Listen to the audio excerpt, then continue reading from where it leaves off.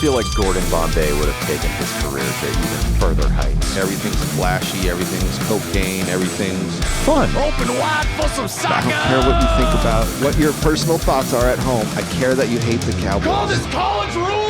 Welcome back, everybody, to the Sports Experience Podcast. Dom and Chris here, and before we begin, make sure that you subscribe to all of our episodes and our channels on social media and our accounts, and please like, follow, subscribe, and leave some comments. Let us know if there's some episodes and some subjects you'd like us to talk about. Just a couple comics here in Tucson, Arizona, recording down in Engle studio, which is downtown for all of your recording needs. And today, Chris, we got an athlete in a sport we haven't talked about in a while. I was going to say, we're on the track and field, and we're talking about one of the greatest sprinters of his era, maybe the greatest male American sprinter. We're talking Michael Johnson. American hero Michael Johnson. That's right. That's right. Born September 13th, 1967, Michael Dwayne Johnson was born in Dallas, Texas. Grew up in the Oak Cliff section in southwest Dallas, the youngest of 5 kids, and his mom and dad were super into school for him and his siblings. I also saw that because he was youngest of 5 kids, he said he learned how to run so fast because he was running away from all of his siblings, which I thought was one of the funniest. You're just like, oh, yeah, that does sound like a youngest of 5. Oh, my God. Fresh meat, essentially. Yes. Just chasing him around like, I want someone we can kick the crap out of. His dad, Paul, was a truck driver and was very focused on his children building better lives than him. Yes. And his mom, Ruby, who was an elementary school teacher. And even in the summer, they'd have to go to summer school because their mom would tutor them at home, which I can't believe is kind of insane to have to go to summer school at such a young age when you're actually super smart, which, holy cow. All of his other siblings graduated from University of North Texas in Denton. So their parents' plan actually worked. Yes. Unlike a lot of other parents that we have on this podcast. When he was in elementary school and middle school, Michael started taking gifted classes. And he went to Skyline High School in East Dallas, which was 30 minutes away because his parents wanted him to get a better education.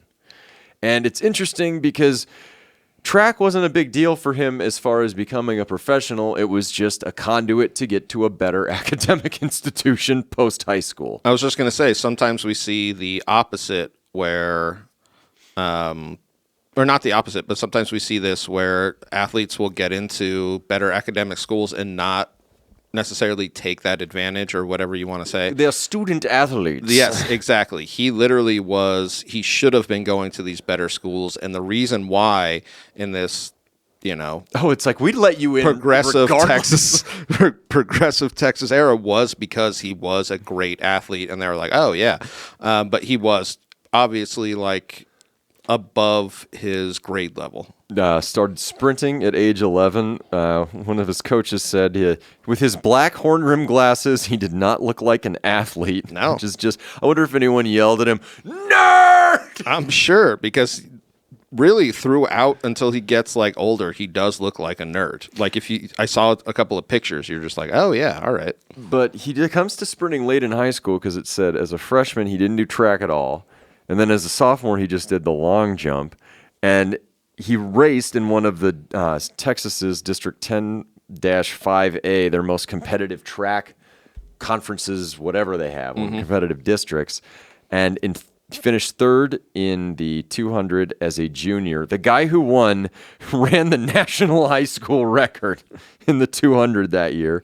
And then as a senior, he won districts, but lost in state to a guy who 2 months later would win the junior title in the 100, and it still holds the national record. So, holy shit! So these seconds are 2 guys who are elite. That's the, So maybe it brings him that competitive edge as he starts moving through his career. Ends up attending Baylor University. Yep. They're in Waco, famous for other things outside of their track team. You can look that up on your own. That's not sports related. His 200 best was 21.3 seconds at the time. His track coach recruited him, Clyde Hart, because I guess Baylor, it was super popular for the relays. And Michael is also a very good relay racer in addition to the 200 meters. Yeah, some say him anchoring the 4x400 is like his best spot.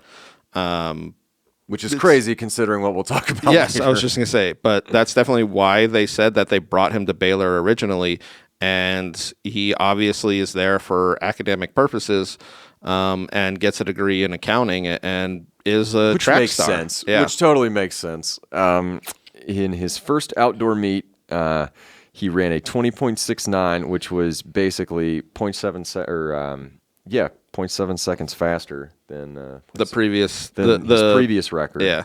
And then 20.49 in his second. And it wasn't till his freshman year that he even ran his first 400 meters. Mind you, the Southwest Conference at this time is producing freaks like Eric Metcalf as well. So this is like late 80s, early 90s. Or late 80s, I guess you could say. He pulled a hand, but he has some very bad luck as far as winning things in terms of injuries getting in his way in his college career. You want to go into that? Well, I feel like because later in his career we come into injuries, but this is really where he starts to get hamstring injuries and weird shit like that. And I can't remember, was it his junior year? Or was it? Yeah, so his freshman year, he okay. Pulls his hamstring during the NCAAs and misses them. Before he doesn't even run in the NCAAs. Yeah, he doesn't run at all. Sophomore, he was leading the NCAA 200 final before he broke his fibula bone. That was the one I was thinking about because it's one where he possibly couldn't have come back from, and he does probably because he was such a great academic. No, I'm just kidding, because he was such a great athlete at that time.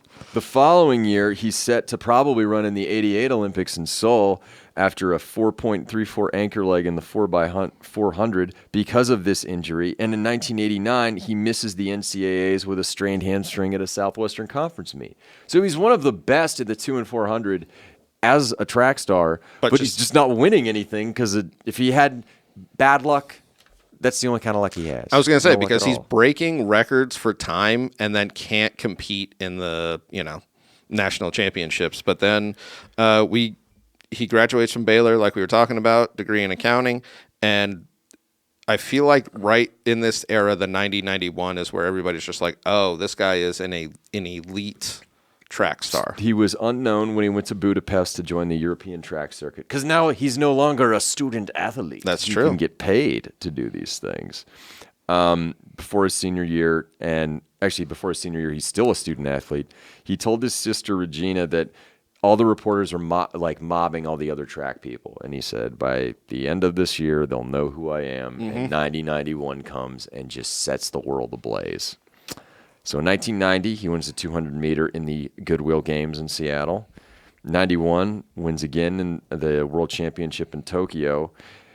And then he's the favorite to win the 200 in the Olympics. Well, I feel like Tokyo is when everybody kind of sees how much better he is. So he wins the 200 by 0.33 seconds, which is such a ridiculous level or such a ridiculous time at this level where you're just like, oh yeah, he was strides ahead of people. That's the thing. His running style, he's not a long strider. No. He's upright, short steps. Just going to bring this up where it literally is what they say not to do when you're sprinting because he didn't grow up necessarily with all of the coaching growing up sprinting. So he has this upright, not high knee style. And it's great. I love it. It's kind of like watching a duck run, but really athletically. Just a little bit off the ground, but it's like a duck, but it's a mallard. Yes. So, 92, he's the absolute stud. Yes. Into Barcelona, and he's favored to win the 200. That's just his event. 2 weeks before, though, him and his agent decide to go out to eat. Bad choice. I was just going to say people talk about this when athletes go to different parts of the world because sometimes just the cuisine will mess you up, but they legitimately get horrible food poisoning, and it messes him up so bad that they were saying he lost strength going into this 92 Olympics in Barcelona. And if food poisoning takes you out for 2 weeks, you got it bad. Yes. Something is ravaging your tum-tum. in a bad way. Your little tummy Your tum. little tum-tum. So he ends up making it to the semifinals, but finishes 6th, which Yeah. is like the ultimate Cool Runnings way to lose a track meet. Outside of someone tripping you and you joining a bobsled team, crapping your brains out in Spain due to whatever you ate, that's just, it God, sucks. heart-wrenching. I will say, though, he does come back in this Olympics to race in the 4x400 meters in the relay, and they win gold and set a new world record, which is pretty sweet. Well, that's this 4x4, and we'll get into it later. Oh, yeah, we will. With him running the anchor, they were saying that it's the best, like for like a decade, the best 4x4 we were seeing, and then there were reasons. Well, there are reasons, not in this Olympics or the following, but And not later necessarily ones. for our boy. No, not at all for him. That's the thing that it sucks for what is almost always an individual sport. You see for like the only time they actually bring Yeah. it into a team, and he gets kind of screwed over. Whatever. You're ruining it for the rest of us. Whatever. 93 U.S. titles in 400 and the 4x4. Like we were saying, this 4x4 team is dominant. And then we get into 95 Worlds, Oh, geez. where this is where I still feel like nobody does this, because running the 200 and the 400 are very different in that you have to have certain points in This which is you some FloJo shit right here. Yes. We're talking about. Yes, seriously, Listen to though. that episode. Listen to that episode. So in 95 Worlds, he's the first male athlete to win a double with the 200 and the 400, and the only male athlete to do it in the 20th century. And then he also, of course, does the triple with the 4x400. Yeah. That's amazing. Yes. I mean, we will probably never see that again. Someone Ever. that dominant over those three races. Like Yeah. it's you see like Usain Bolt being able to do the 100 and that's like his thing. And like a lot of guys will have like the 200 and that's like their thing. Exactly. He was so good at the 2 and the 4 that he was literally the best in the world for like Like you're good a at decade. one event and then the relay. and then the relay. Yes. You know, but you're good at 2 events in the relay. Yeah. I mean, you're set to become an American hero, which is funny because in 1996, the Olympics are in Atlanta, Georgia, in these United States of America. That's right. Unfinished business. This is when he comes in at 28 and people think this is his prime, which Yeah. it's hard to even Which is weird for track athletes because I'm thinking you'd be in your early to mid 20s Yeah. when you're in your prime. But like a fine wine, this man ages, Chris. Oh, my like God. a fine wine. I guess primes just come for different athletes because you Yeah. look at it sometimes you're just like, oh yeah, he was 24 and he was, but like for Michael Johnson, 28 to even like 32, you're just like, ooh, God, He's a hard 32. ooh, that is a nice cab that I will take, sir. That June he ran the 200 in 19.66 seconds at the U.S. Olympic trials, which broke a 17-year-old record. So he's already firing and hot. He's going to run in the 200 and 400 meters. No one had ever won both those events at an Olympics as a dude. And he comes in with this is the Yes. era Oh, of God. track stars finally wearing a bit of flair. Pizzazz! Yeah. How many buttons do you have? You need more flair. So he comes in wearing these It's the gold requirement. Nikes. Who comes in wearing these gold Nikes, and he's known as the man with the golden shoes, He's not doing the bare minimum, Chris. and he's not doing the bare minimum, and that's the problem. Working at tchotchkes. But I found it funny. His left shoe was a size 10 Oh, and yeah. a half, and his right was like an 11, which always reminded me of that Adam Sandler Whitey bit that he had, where he's like, my right shoe's a children's size 3. They're normal shoes. They said his right foot was almost a foot bigger than, or whatever. So it's an inch bigger than his left foot. So they were saying like when he was growing up, obviously he couldn't customize his shoes, and now How was he running so fast that they weren't like customizing his shoes? I wonder if he was padding one of them. Mama says those Michael's magic shoes. They They take can't him be- anywhere. And then after the track meet, he ran out of Vietnam. But no, July 29th. My birthday. Fuck yeah. July 29th, 1996. He's in the 400 meters, and my God, does he light it up. I Chris. distinctly remember watching this because it was my birthday. The Olympics were happening. We were watching it, and this is where the doping scandals kind of come in, which were obviously never with him, but he did so much better than his last meet that people were like, whoa. Yeah. But this is my thing was he was like primed to have this 400 Olympic record. He's not letting food poisoning destroy him. That was my thing. Where it's like he had like this fire of coming off of the Barcelona Olympics, where he like literally it was taken away from him, and in the 400 he literally runs a 43.49, which was 0.92 ahead of the next guy. That was like that one Usain Bolt ran where just everyone was in his dust. Everybody. Just everybody. It was almost like they were running two different races. Yeah, right. It's crazy. That is crazy. So gold medalist is an individual, his first one. That's pretty awesome. 3 days later, August 1st. August 1st, yep. 200 men's meter final. He sets a world record of 19.32 seconds. 0.3 better than his run at the Olympic trials. He saved the best for last. Well, and this is what they were saying because he could have done another triple. He ends up injuring himself in this 200, and he's unable to run the 4x4. But he is the first male athlete to do the Olympic double, which people are saying, like, I don't know if we're going to see that. You know, we probably won't ever again unless they start making cyborgs, you know. Oh, I love cyborg racing. Which would be cool. Like Skynet will get on that.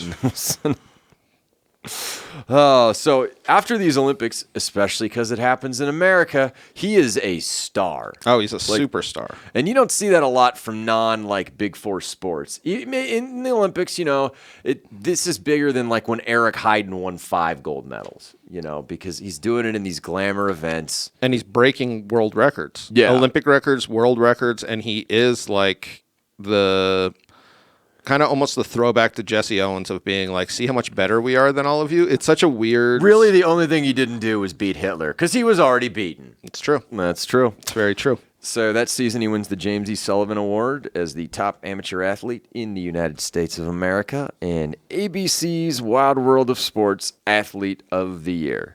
He was so dominant in the 200 that, in fact, human gnome and NBC commentator Bob Costas said since his 100-yard split was shorter than Canada's 100-meter gold medalist Donovan Bailey's, Johnson was the fastest man in the world. Yes, that's what he was saying. It's created kind of a rivalry here. And normally people say whoever wins that 100 meter is the fastest one in the world, but old Bobby Cost came out and said that, no, we got the fastest man in the world. He took a break from filleting Mickey Mantle's corpse. It's true. It's true. To interject himself into this great debate on fastest man in the world. And a lot of shit-talking, shall we say, was done between Bailey and Johnson. They end up deciding on a 150-meter event, so you meet them in the middle, both guys. And on June 1st, 1997 at Skydome, well, let's just say there were a lot of raucous Canadians pissed that Bailey was not getting as much publicity as Michael Johnson. Oh, yeah, definitely. No votes in AP's Athlete of the Year either for Mr. Donovan Bailey. And in front of 30,000 people at where the Blue Jays and Argos play, Johnson does not win. He, in fact, does not finish this race. I was going to say, he gets injured, and we see this in sprinting sometimes where you injure your hamstring and it really takes you out, and it's actually could have been detrimental to his actual career in racing because he could have missed out on... Yeah, well, he's got more sprinting to do. He could have missed out on the Worlds for this kind of grudge match that, you know what I mean, didn't really mean anything. Electric Boogaloo. Bailey was really taunting him, too. He called him a chicken, saying he didn't want to finish. I mean, no, not Michael Johnson. Not at all. And because of this injury, we get a new rule from the IAAF, whatever, because they wanted, I don't know, whatever. They wanted the defending champion to be at the whatever event was coming up. So they Just like in the Karate Kid 3. exactly Go watch it. So they instituted this rule that defending champions automatically qualify because Michael Johnson was going to miss it because he couldn't do any of the qualifying trials Yeah. because he was injured. I Plus, think he's it's the guy that everyone wants to see. It's not like he's just some rando. It's Yes. like even if he's using a cane down the track, people are going to show up and watch him. Well, I think it's right to automatically qualify the defending champion. It just feels right. It's like when John Daly wins majors, completely hammered like a G. Like it's He straight. keeps his PGA Tour G. card. Atta boy, Johnny. All right, so 97 in Athens, wins the World 400 meter title. Yep. 1998, Goodwill Games. After Team USA beats Team Iceland. Anchors the 4x400. This is when we get. I forget his first name, but his last name's Young. Jerome Young Jerome and Young. Antonio Pettigrew. Well, Pettigrew doesn't admit to it at this point. Well, he It's- doesn't admit to it, but he's doing it. Yes, at this point, it's just Young who gets busted for doping. They end up having to give back the Goodwill Games to the 4x400 in this. And then it's from this 98 Goodwill Games to literally the end of his career, we see teammates of his just kind of throw shade on his career. I mean, when you really think about it, Chris, when you really break it down, if there's a sport not named baseball with the most doping controversies, it is track.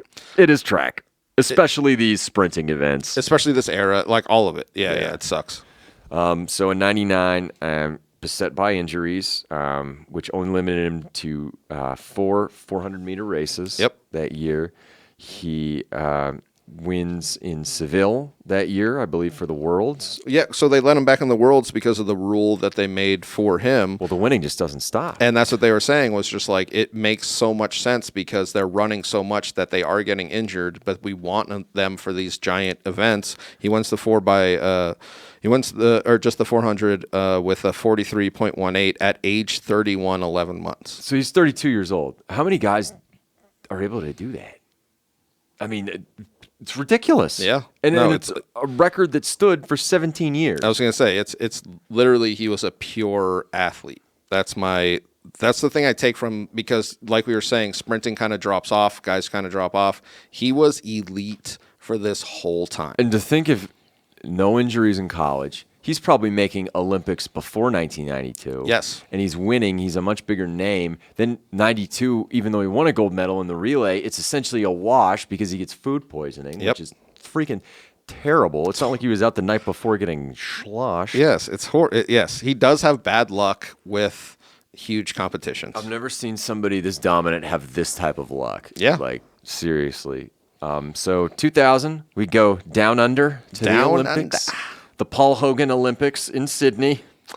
Fortunately, he sustains an injury in the 200-meter final, but goes to the 400, and at 33 years and 12 days, wins another gold medal in the final. For his fourth. For his fourth one. And he was the oldest guy to do it in track, which is insane, in any event under 5,000 meters. So, like, yeah, all the old guys do that one, but nothing. It's a young man's game, but the old crafty veteran is sticking it to him. And we see in the 4x400, they end up winning gold and then end up later getting their medal taken away because in the qualifying, Jerome Young, who was earlier busted for doping, helped them getting to qualifying, so they decided to take it away because of the qualifying scandal. And then they ended up giving the gold medals back. Yeah, they did. Because they said that... gives these backsies. Well, they said that because that team that was technically, that 4x400, none of them were technically doping, so they shouldn't be penalized for somebody in qualifying, helping them get there. And then later we get it that Pettigrew was just doping the entire time. Yeah, just pissing hot, you know. But it's fine because everyone's doing it, right? Well, that's what sucks, and that's what people are talking about, like with like the Lance Armstrong thing was like, well, everybody was doing it, and you were just like, how much more dominant would Michael Johnson been? Oh, if he took... But I mean... If everybody else wasn't doing that too, because you got to look at like all of the other guys that he was in competition with. It almost like he almost would have won races by more. I wonder if the 4x400 would have been as good, but it's I think about it if he ever took steroids, because like we talked in that Frank Thomas episode where they had asked him, because he was clean, like, how many home runs do you think he would have hit? He's like, probably 800. Oh yeah. I mean, imagine if he took steroids. No, that's what I mean. If he took Dear God. yeah, he would have had like, yeah, Jesus. And if the other guys were clean, it would have probably been the same type of gap. Yeah. Like just That's what. Yes. Oh, that's my what I mean. gosh. So we talked about the returning the medals, they giving them back and forth, Yep. which is just terrible. It's like putting weights in the front of a bobsled, Chris. Oh, man. I mean, how low can you go? After the 2000 Olympics, though, he's retired. I mean, out of professional competition. Yeah, here, Tony. Duh, Quinn. Tony. Yeah, so he is retired after this, which I did see this one interview because he really doesn't talk about his 4x400 team, but No. he has it mentioned where he kind of talks shit on them, and he was talking about, he was just like, it sucks to put so much work in to have people then devalue and really take away his like the reputation that he had, because some people were saying that he was doping because these other guys were doping. So now he's guilty by association. Which sucks. And number one, and it has to suck for him because he's the anchor. He's the best the guy anchor on that team. You could put husks of people in there and you'd medal. So it's not like, Yes. why are we doing this? No, it sucks. It Really is weights in the front of the sled. It really fucking sucks. The fact he hasn't climbed a clock tower. I mean, geez Louise, that's crazy. 2004 enters the U.S. Track and Field Hall of Fame. His 200-meter final in '96 was named the greatest track and field moment of the last 25 years. Yep. That's why I said I'm pretty sure anybody born after 1960 knows who this guy is, who's still alive, because he was just iconic. It was just iconic. I mean, and he's doing it for America. Yeah. The red, white, and blue. Well, broke down barriers where like sprinting wasn't that popular, and he was so dominant that it became popular.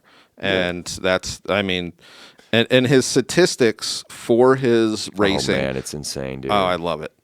Go for it. 9 of the top 50s in so hold on. He's ran the 200 millimeter ran the 200 meter. Jesus. I'm like trying to look at two different things here, and I was just like, He ran the 200 meter in under 19.8 6 times. 9 of the top 50 times in the 200 meter are his. But that's not his most impressive race. No. The 400 meter is, Which he didn't run until he was a freshman at Baylor. I was just gonna say that he literally ran 200 in high school, and then in Baylor they were like, oh, I think you might be better at the 400. He had 22 running the 400 meters under 44 seconds. 22 of the top 50 spots, and what I actually think is the most impressive, he had 5 of the 10 top times in the 400 meter. My God, so half of the top times in the 400 meter are his. He has 4 gold medals, 4 world championships, 4 gold medals, 8 world championship golds, 4 Goodwill game golds, and my favorite statistic is he has 0 bronze and 0 silver. Well, if you ain't first, Chris, you're last. That's all I wanted to say. You ain't first, you're last, Ricky Bobby. I'm here for career day. I better lay off the peyote. So, since his career has ended, he's been working overseas. He's a TV commentator for the BBC, writes for the Daily Telegraph and the Times newspapers, which, I mean, he's a very educated person. So, his parents, excellent job.